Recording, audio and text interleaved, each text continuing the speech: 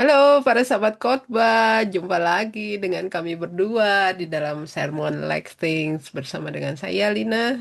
Dan saya Sali. Ya, hari ini kita akan membahas teks leksionari untuk minggu ke-12 setelah Pentakosta. Ya, Eh, Bacaan yang menarik, terutama untuk situasi kita saat ini ya, di seluruh dunia dan oh, khususnya di Indonesia. Oke, kita pakai teks apa aja nih, Sal, sebagai bacaan? ya, sahabat-sahabat khotbah, bacaan kita terambil dari Amsal pasal 25 ayat 6 sampai 7, Mazmur 112 ayat 1 sampai 10, Ibrani pasal 13 ayat 1 sampai 8 dan ayat 15 sampai 16.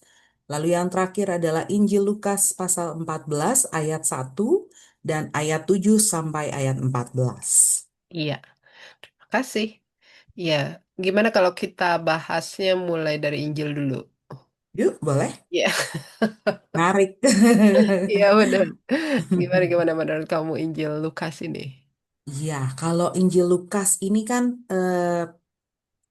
isinya adalah kisah pengajaran Tuhan Yesus di hari Sabat Mhm. yang dia sampaikan di rumah salah seorang pemimpin dari orang-orang Farisi.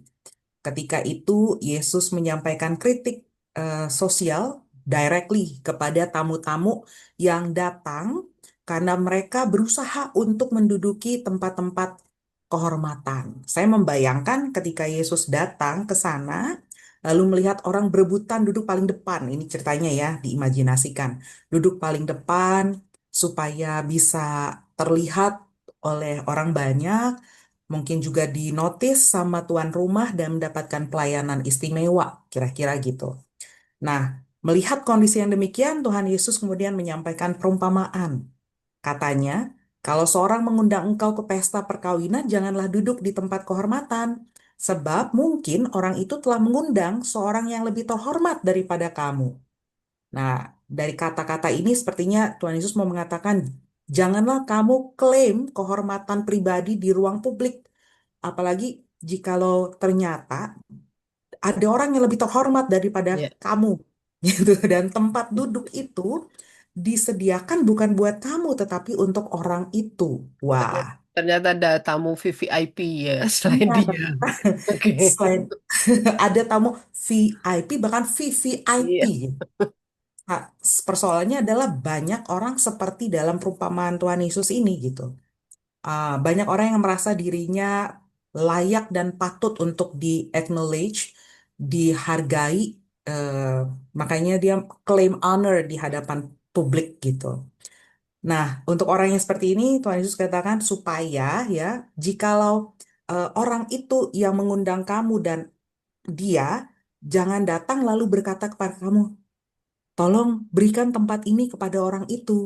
Lalu engkau dengan malu harus pergi dari tempat duduk dan pindah ke tempat duduk yang paling rendah. Wah, Iya. malunya luar biasa ini di Iya. hadapan publik. Mm-mm. Tapi memang di sini ya menariknya teks ini menurut saya sih bahwa apa yang Yesus sampaikan dan ajarkan ini bukan cuma simple gitu ya, Mhm. tapi make sense gitu loh. Ya, Sesuatu yang ya memang real, yang memang iya benar juga kalau dipikir secara logis kan gitu ya. betul. Salah satu pengajaran Yesus yang gampang banget gitu untuk dimengerti, untuk dipahami, Ya, memang real banget gitu kan. Jadi hati-hati dengan ya eh, klaim-klaim bahwa kita lebih baik, lebih berharga, lebih hebat gitu ya.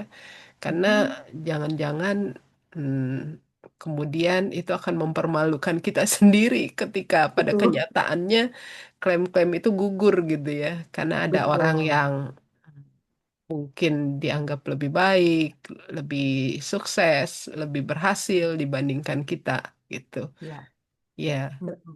Lebih layak untuk benar. dihargai, untuk Mm-mm. mendapatkan kehormatan, untuk mendapatkan pujian, mendapatkan applause dibandingkan kita. Mm-mm. Persoalannya memang di sini soal mentalitas kayaknya ya Kak. Iya, Ada orang yang memang hati dan mentalitasnya udah merasa dirinya tuh di atas gitu. iya, Akibatnya dia tidak mau melihat posisinya itu dengan tepat. di Mhm. di dalam lingkungan sosial gitu. Dia selalu menganggap dirinya lah yang paling hebat dibandingkan orang lain dan karena itu perlu dihormati sedemikian rupa. Nah, Iya. mentalitas sombong yang seperti ini dikritik oleh Tuhan Yesus dengan mengatakan, sebab barang siapa meninggikan diri, dia akan direndahkan. Dan barang siapa merendahkan diri, dia akan ditinggikan. Jadi Mhm. memang akar dari suka mencari apa namanya kehormatan di publik sebenarnya adalah mungkin ada rasa haus untuk diakui kali ya, haus Iya, ingin diakui, sekaligus betul. tinggi hati. Mhm. Aha. Memang di satu sisi sih pengakuan itu sebuah kebutuhan ya menurut Abraham Maslow. Ya, ini salah satu Mhm. kebutuhan manusia bahwa memang Ya, pengakuan ya diakui hasil kerja kita, karya-karya kita, diri kita dan lain-lain. Tapi memang ya, betul kecenderungannya adalah kebutuhan itu kemudian kita mencarinya dengan cara kita bahkan berlebihan gitu ya. ya. Bahkan Mhm. juga apapun segala cara kita akan lakukan gitu loh untuk Ya, mendapatkan memuaskan rasa haus itu gitu. mhm. Nah, ini yang sebenarnya memalukan itu gitu ya. Yang Betul. memalukan. Jadi ya itu tadi saya bilang ini perumpamaan atau cerita pengajaran Yesus yang sangat real dan juga kayaknya banyak banget orang-orang masa kini gitu ya yang kehausan akan popularitas pengakuannya itu besar sekali. Ya, Sehingga sampai-sampai kadang-kadang udah kehilangan urat malunya ya. Nggak ada ya. rasa malu lagi Mhm. melakukan berbagai cara untuk memuaskan rasa hausnya itu. Ya, Mhm. sangat disayangkan ya. Iya. Betul. Jadi kesombongan adalah awal kejatuhan dan berlebihan mencari pengakuan justru mendatangkan rasa malu pada diri sendiri. Nah, ini Mhm. untuk konteks Indonesia rasa malu kayaknya udah makin pudar. Udah makin pudar, makin susah dijumpai gitu. Iya, terutama oleh Semua para orang. pemimpin kita ya saat ini. Aduh, Betul. tepok jidat lah Ya, sangat bahwa disayangkan. iya, aha, ya mereka selalu merasa apa yang mereka peroleh itu bukan cuma sekedar pantas, tapi kurang. Ya, kurang. Bayangin aja, udah dikasih tambahan 50 juta, kata kita nombok loh dengan hitung-hitungan yang ajaib Luar biasa. gitu. Sementara rakyat di Papua tidak pakai baju yang layak, tidak menggunakan sendal, hidup susah, bahkan apa ya, banyak juga orang yang kelaparan, Mhm. sekolah reot, para Iya, para guru juga harus apa namanya menerjang sungai yang iya, deras, bener. berjalan berkilo-kilometer untuk pelayanan. Wah, Iya, aduh, itu maka itu rasa ya, malu itu memang sekarang kayaknya susah banget ditemukan karena orang ya itu kita apa ya punya krisis rasa malu. ya, Mhm, krisis rasa malu. mhm. Setuju. Iya. Yang menarik lagi kalau kita baca perumpamaan Yesus itu digeser kemudian loh. Mhm, Dari eh, ketika kamu mencari pengakuan di ruang publik itu kemudian digeser. Yesus katakan, apabila engkau apa namanya mengadakan perjamuan siang atau perjamuan malam, janganlah engkau hanya mengundang sahabat-sahabatmu, saudara-saudaramu, keluargamu, atau tetangga-tetanggamu yang kaya mhm. karena mereka pasti akan membalasnya dengan mengundang engkau kembali. Dengan demikian, Iya. engkau mendapatkan balasan. Mhm, Tetapi, jika kamu mengadakan perjamuan siang ataupun malam, undanglah orang-orang miskin, orang-orang cacat, orang-orang lumpuh, orang-orang buta, dan engkau akan berbahagia. Karena mereka tidak punya apa-apa untuk membalas kebaikan kamu, tetapi kebaikanmu akan dibalas oleh Tuhan pada hari kebangkitan orang-orang benar. Nah, kan? Jadi, iya. apa namanya, fokusnya dirubah dari kepentingan untuk mencari popularitas dan kehormatan pada diri sendiri digeser sama Tuhan Yesus menjadi pelayanan kasih kepada orang-orang yang selama ini terpinggirkan, termarginalkan, dilupakan, dipandang enteng, dipandang remeh, gak ada nilainya di masyarakat gitu. Wah, ini luar biasa menurut saya. Iya, Perubahan yang radikal di switch dari diri sendiri kepada sesama. betul. Luar biasa ya. Dan dan juga ya saya lihat teks ini yang bagian ini ya, bahwa memang di sini kita diajak diajak juga untuk melihat sebenarnya ke dalam kehidupan kita sendiri ya, kedalaman hati kita sendiri sebenarnya bagaimana kadang-kadang kita mempertanyakan soal ketulusan ya. Cara yang paling sederhana dan gampang untuk melihat ketulusan seseorang adalah ketika pemberian itu diberikan tanpa punya maksud apa-apa gitu kan ya. Dengan Tuhan Yesus bilang, undanglah mereka yang miskin, mereka yang kelaparan dan lain-lain karena mereka tidak punya sesuatu untuk membalas. Ya, Ya, jadi betul. di sini sebenarnya di satu sisi memang Tuhan mau mengajarkan coba kamu bisa mengenali sebenarnya ketulusan seseorang ya ya lewat apa yang kamu lakukan terhadap sesama gitu ya. Betul. Ketika memberi untuk mereka yang memang kekurangan, sebenarnya Mhm. ketulusan kamu diuji karena kamu Iya. nggak mencari apapun juga dari mereka Ya, gitu. betul. Itu ya. Mhm. Tapi juga yang menariknya adalah ketika Tuhan Yesus bilang, jangan mengundang saudaramu, kerabatmu, dan lain-lain karena mereka akan membalasnya. Ini mengingatkan saya dengan fenomena pansos ya, panjat sosial. Orang tuh Aha. selalu mau mendekati, mau deket-deket gitu ya dengan Mhm. seseorang atau dengan kita karena punya Mhm. maksud tertentu gitu. Mhm. Ada banyak lah contohnya ya, baik di kehidupan kita pribadi, di gereja, di Mhm. tempat kerjaan, di Mhm. masyarakat, di tontonan-tontonan televisi gitu kan ya, Mhm. gosip-gosip di televisi dan lain-lain kan memang orang suka cari sensasi. Berasa Ya. apalagi ketika apa ya bisa deket banget sama orang penting, orang orang top, orang Mhm. apa ya memang populer gitu kita kayak kebagian ikutan Popularitas, popularitas. populer gitu ikutan dihormatin ikutan dihargain gitu jadi memang di sini menarik juga sih banyak sekali yang diajarkan ya lewat lewat kisah ini ya bicara tentang ketulusan bicara juga tentang pansos Mhm. eh, dan lain-lain. Dan kayaknya ini apa ya, se apa ya, jadi garis yang lurus dengan Amsal ya. Betul. Amsal 25 ayat 6 sampai 7. Iya. Hmm. Ini kayaknya perumpamaan Tuhan apa ajaran Tuhan Yesus ini menjadi penjelasan dari yang Betul. Amsal katakan Amsal. gitu ya. Tentang Betul. bagaimana eh, ketika seseorang itu ya mau coba mencari kehormatan dengan mendekati raja Betul. dan orang-orang penting gitu. Dan di situ Mhm. ya diingatkan malah hati-hati Mhm. karena sebenarnya Betul.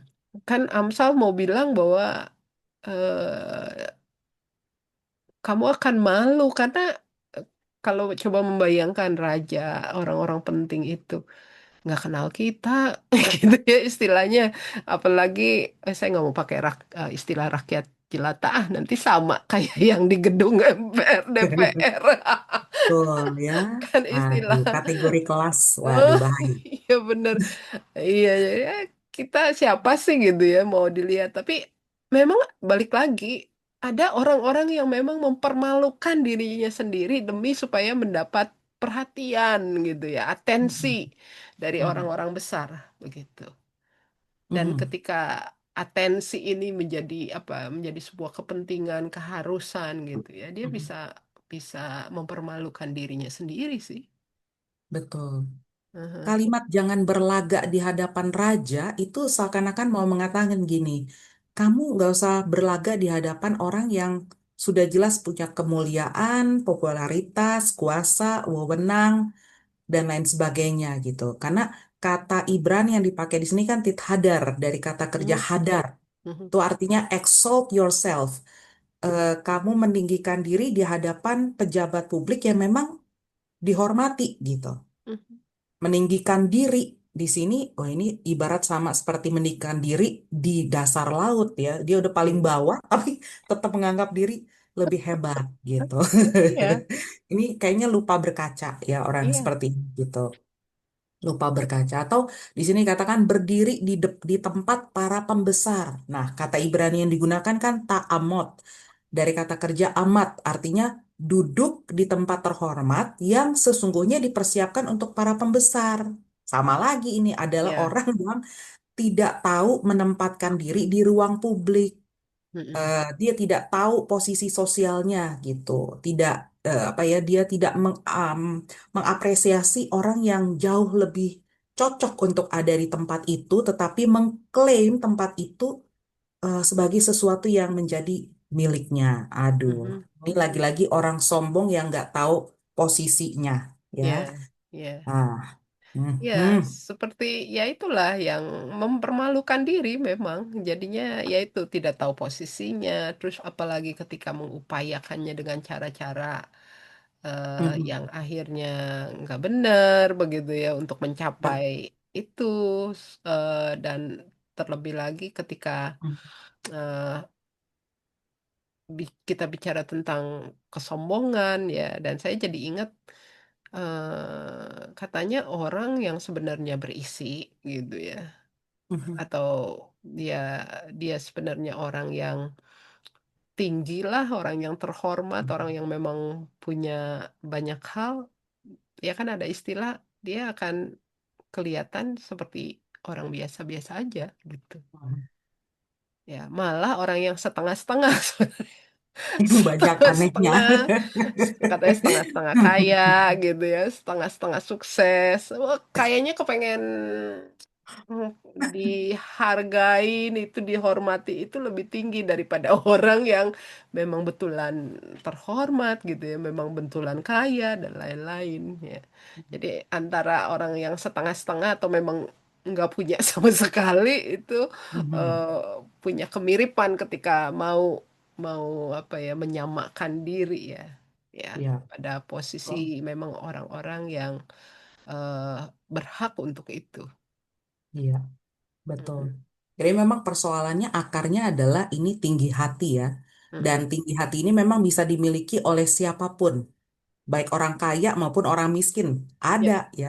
Tinggi hati itu persoalan eh, yang sama purbanya lah dengan umat manusia sejak zaman dahulu kala dan ini terus mengakar dalam hidup kita. Dan karena itu eh, kesombongan itu kan dibenci oleh Tuhan ya.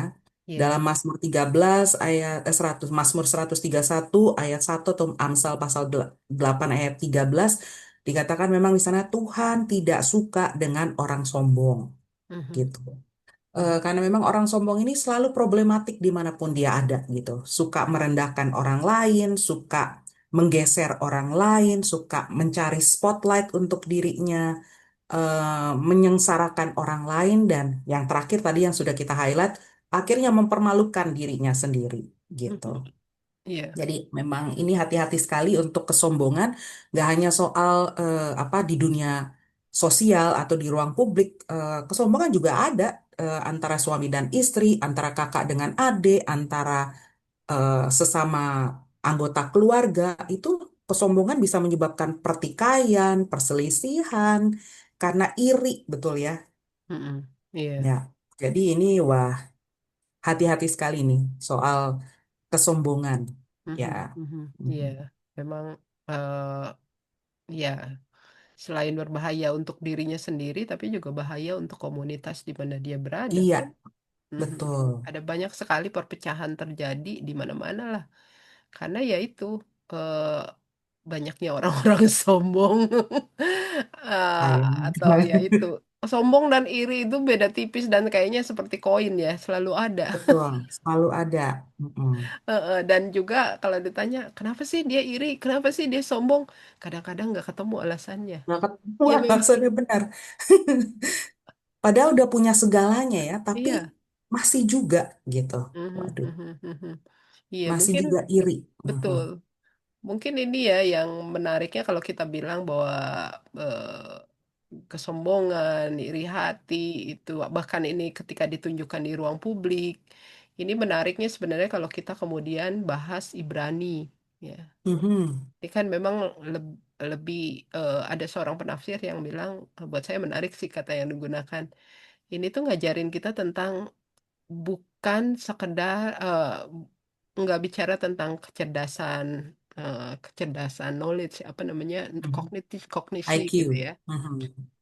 Juga bukan kecerdasan spiritual, tapi Mhm. kecerdasan sosial. Ya, Ya. SQ. Benar, bagaimana sebenarnya kita berjumpa dengan orang-orang di sekitar kita gitu ya.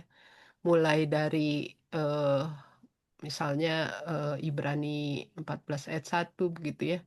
Kan di situ dikatakan bahwa ini balik lagi pada hospitalitas. Ya, kata Mhm. kasih yang dipakai di situ kan filia ya. Eh, dan di situ juga ada pertukaran bahkan juga dengan orang asing itu ini mengingatkan kita pada teks beberapa minggu yang lalu kan tentang Mhm. yang Abram dijumpai oleh tiga orang asing dan itu malaikat ya. Jadi Betul. memang nggak selamanya orang asing, orang yang apa namanya sesama kita itu selalu ya selalu orang yang pasti jahat, pasti nggak membawa damai buat kita. Nggak di sini ketika perkataan malaikat digunakan di teks ini kan mau bilang bahwa mereka balik lagi pada prinsip hospitalitas. Mereka adalah orang-orang yang membawa kasih Allah begitu ya, membawa berkat buat hidup kita. Mhm. Mhm. Iya, Betul. Selain itu juga ada nasihatnya banyak ya kalau di banyak sini. banyak. Mhm.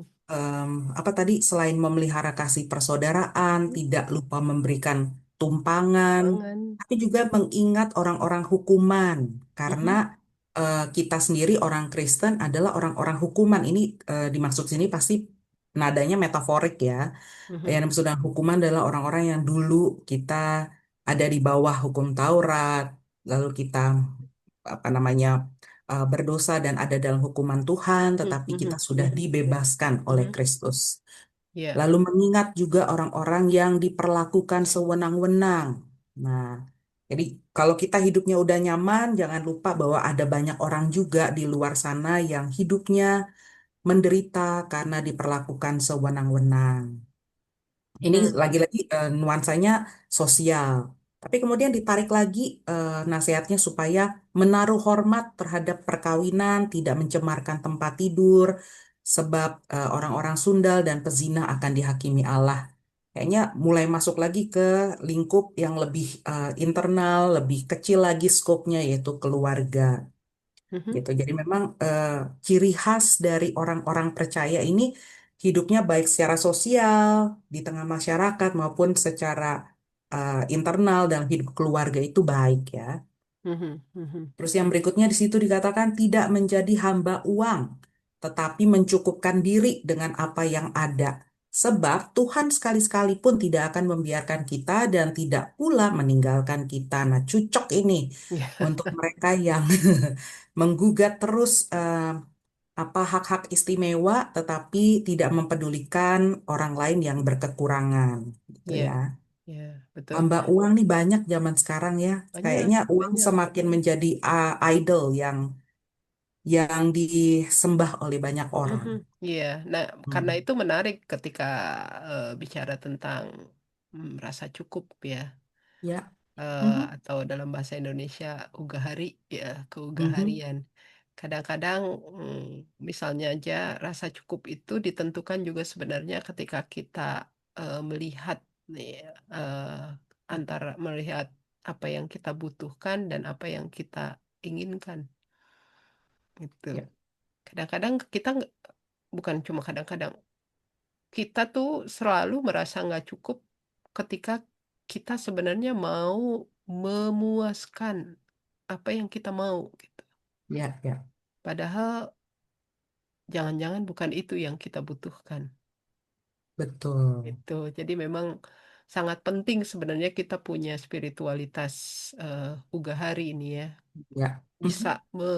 memilah bahkan juga punya hikmat untuk melihat apakah yang saya ingin beli, yang saya ingin punyai, yang saya ingin dapatkan, ini adalah sesuatu yang memang keinginan atau memang ini yang dibutuhkan, ini kebutuhan. Tuh. Mhm. Dan di Alkitab kan kita tahu bahwa pesan Tuhan itu sangat kuat begitu ya kan misalnya perkataan jangan khawatir Tuhan akan pelihara itu kan lebih pada Tuhan itu memberi sesuai dengan apa yang dibutuhkan itu kan juga eh, Betul. ketika bicara tentang doa kan itu ya dia memberi apa yang dibutuhkan Mhm. karena kalau memberikan semua yang diinginkan manusia Wah, bisa kacau berat balau gitu ya. saudara-saudara. Heeh. Nah, tapi ya itu tadi kecerdasan sosial yang muncul di dalam Ibrani ini buat saya yaitu tadi ketika kita bicarakan tentang pansos, kesombongan, begitu ya. Ini sangat eh, apa ya, sangat real sebenarnya. Karena itu tadi kan orang yang mempermalukan dirinya sendiri karena mau mendapatkan itu semua, yaitu biasanya mengabaikan Ya, nilai-nilai iman terkait dengan relasi sosial kan betul. itu apa Ya. m- pengen punya segalanya akhirnya apa misalnya aja benar tadi kalau kamu bilang yang sombong itu bukan cuma orang kaya orang miskin juga bisa sombong iya Mhm. karena Betul. kepengen gitu ya ingin ya melihat rumput tetangga orang lain lebih baik, lebih lebih ya lebih hijau gitu ya, maka Mhm. segala usaha dilakukan gitu, termasuk minjem pinjol itu kan masalah yang terjadi ketika kebanyakan ya, kebanyakan nih, kebanyakan orang mau mm, punya atau ya pengakuan statusnya diakui itu bisa bisa seperti orang lain yang misalnya aja pergi ke kafe lah, bisa belanja ini itu, barang mahal dan lain-lain gitu, gaya hidupnya seperti orang-orang kaya gitu. Jadi nggak lagi bisa mengukur sebenarnya. Dan kalau orang udah terlibat pinjol, wah udah deh, Mhm. ini Berat ya, berat banget. Yang kena bukan cuma dia dia sendiri, ya, keluarganya juga menderita untuk itu. betul. Yang lebih parah kalau misalnya kita merepotkan orang lain gitu Mm-mm. dengan meminjam dan lupa mengembalikan. Aw, ini Iya, bahaya saudara-saudara. benar. Bisa merusak yang namanya persahabatan, Ya. relasi keluarga, kolegialitas, dan Mhm, lain sebagainya ya. Jadi mhm, memang mhm, benar apa yang Kalina katakan, merasa cukup apa semangat Ugahari itu perlu untuk kita latih setiap waktu. mhm, Gitu. mhm. Iya, Dan ada pentingnya juga kalau kita merasa cukup, kita akan lebih mudah dan lebih mudah peka untuk melihat keberadaan orang lain yang membutuhkan dan kita punya empati dan solidaritas yang tinggi ya untuk iya, menolong mereka betul. gitu. Jadi Kalau saya, kata Ibrani, apa katanya? Inilah korban-korban yang berkenan kepada Allah. iya benar. Cantik. Ya Mhm. balik lagi ke kata cukup. Tadi Mhm. kamu mengingatkan saya pada Henry Nuwen ya. Mhm. Dia pernah bicara soal contentment ya, apa rasa konten itu diperlukan gitu. Ya, Oleh puas. orang-orang ya. Kenapa? Karena hanya orang konten yang sebenarnya pertama dia nggak butuh apa-apa lagi, gitu Mhm. kan? Karena dia ngerasa bahwa hidupnya udah cukup, udah menerima Ya, semuanya gitu. Nah, orang yang konten ini sebenarnya yang bisa berbagi, ya. gitu. Jadi kalau orang diibaratkan sebagai dengan gelas ya. Eh, kalau orang gelasnya belum penuh, Mhm. susah untuk disuruh berbagi karena selalu yang dilihat adalah bukannya gelas yang penuh yang mungkin udah 3/4 penuh, yang dilihat adalah masih ada space nih, masih ada gap yang belum diisi, Kosong. begitu yang kosong gitu. Betul. Jadi yang terus ini supaya diisi terus hanya orang yang konten memang yang bisa berbagi karena udah meluap gitu istilahnya, ya mau perlu apa lagi saya karena semuanya udah tercukupi, udah penuh, jadi penting banget ini. Mhm. Mhm. Contentment itu kata kunci kita yang Iya. selanjutnya. Nah, Ya. barangkali ini kali ya yang kalau kita membicarakan soal Mazmur, bicara Hmm, tentang orang yang bahagia. betul. Ciri-ciri orang benar dan berkat Benar, orang benar tuh. benar. Aha. Iya, dia bisa mengucap syukur kan, melihat bahwa ya kebahagiaannya terletak pada dia dekat dengan Tuhan, ya kan, Mhm. dan juga melakukan kebenaran Tuhan. Ya. Ya kan itu yang pemazmur sampaikan bahwa kalau mau jadi orang bahagia kuncinya itu aja. Karena misalnya keturunannya akan bahagia, kekayaan akan dia dapat, itu apa ya? Itu akan mengikuti gitu loh, nggak usah dicari-cari. Mhm. eh karena ya dia akan bahagia dengan semuanya, yaitu tadi kalau kita bicarakan tentang orang yang terus apa ya, pengen mencari terus memuaskan, yaitu tadi akan memalukan memang yang menderita, yaitu tadi anak cucunya, terus juga semuanya akan hilang dalam hidupnya kan gitu. Hmm, Jadi memang kebahagiaan itu sederhana gitu kamu bilang, betul. merasa cukup aja, hidup dekat dengan Tuhan ya, dan juga menjalankan perintahnya, eh, juga hidup dalam kebenaran, keadilan Tuhan, maka semuanya akan Menaruh belas diikuti. kasihan dan Benar, memberi belas kasihan pinjaman. ya. Betul. Dan ada kalimat menarik di situ, Kak. Melakukan urusannya dengan sewajarnya. Mhm, Tuh, mhm, contentment ya. mhm, mhm. Betul. Nggak berlebih-lebihan. Orang Ya, benar mungkin adalah orang yang tahu menempatkan kebutuhan, kepentingan pada posisi yang wajar mhm, gitu. Sehingga ya, dia juga cukup bagi dirinya dan dia juga melihat pelayanan kepada Tuhan melalui pelayanan kepada sesama juga cukup sewajarnya aja, tidak berlebih-lebihan sehingga pada akhirnya dia menggerutu karena dia mungkin merasa overwhelming ya mhm, dengan menolong orang lain. Yang secukupnya aja sewajarnya. Tuhan nggak meminta kita untuk menjadi Wonder Woman untuk dunia ini, ya, nggak juga menjadi Superman untuk dunia ini, enggak. Tapi kita melakukan apa yang menjadi porsi kita, gitu. betul. Supaya contentment itu juga kita rasakan, gitu. Mhm, mhm, iya. Kupikir itu ya.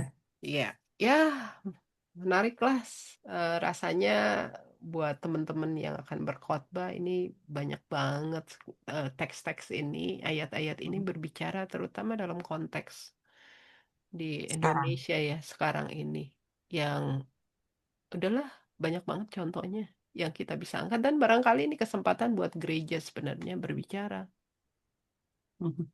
tentang apa namanya, tentang keadilan sosial, tentang Ya, keadilan Tuhan, tentang bagaimana keberpihakan pada orang-orang yang membutuhkan, gitu ya. Dan ini juga memang perlu disuarakan, gitu. ya, Jadi gereja betul. nggak cukup hanya mengapa ya membicarakan tentang oh ya relasi pribadi dengan Tuhan, nggak cukup.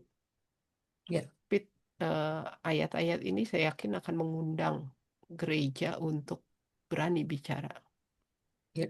tentang kondisi Indonesia yang memang apa ya, kata orang lagi sakit dan sedang didoakan supaya get well soon. Oh ya, itu doa saya. Get well soon, Indonesia. Ya, negeri yang dikasihi Tuhan yang sedang ada dalam proses pemulihan. Mhm. Semoga tangan Tuhan tidak terlalu menekan kita ya, karena Ya, kejahatan amin. sosial yang merajalela dari level bawah sampai level atas dan Iya, sebaliknya. iya, iya. Teman-teman selamat mempersiapkan khotbah dan juga selamat mempersiapkan ibadah. Sekali lagi, saran, masukan, usulan, dan lain-lain, silakan langsung saja ke IG Perigi Kasih Ministry, atau juga di kolom komentar.